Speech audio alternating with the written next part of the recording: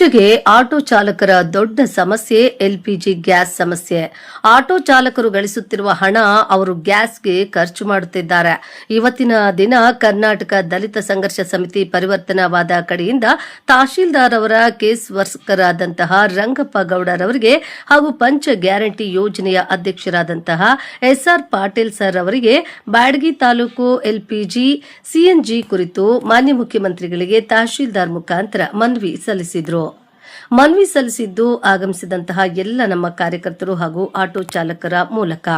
ಹನುಮಂತ ನಿಡಗುಂದಿ, ಹಿರಿಯ ಆಟೋ ಚಾಲಕರು, ಯಾದವಾಡ ಪ್ರವೀಣ್ ಶಿಲ್ಪಿ, ಜಾನು ಮತ್ತೂರು, ಈರಪ್ಪ ಬಳಗಾರ್, ಧರ್ಮೇಂದ್ರ ಸುಣಗಾರ, ಬಸವರಾಜ್ ತಡಸದ, ಪಿಎಸ್ ಮಂಜುನಾಥ್, ಸೈಯದ್ ಇನ್ನೂ ಅನೇಕರು ಎಲ್ಪಿಜಿ ಹಾಗೂ ಸಿಎನ್ಜಿ ಬಂಕ್ ಪ್ರತ್ಯೇಕವಾಗಿ ಆಟೋ ಕಾಲೋನಿ ಕುರಿತು ಮನವಿ ಸಲ್ಲಿಸಿದ್ದು, ಹೈದರ್ ಕಿಲೇದಾರ್, ಜೆಬಿ ಮುಕಾಗೌಸ್, ಚಂದ್ರು ಹೋಗೇರ್, ಮಂಜುನಾಥ್ ಶಿವಮೊಗ್ಗ ಹಾಜರಿದ್ದರು.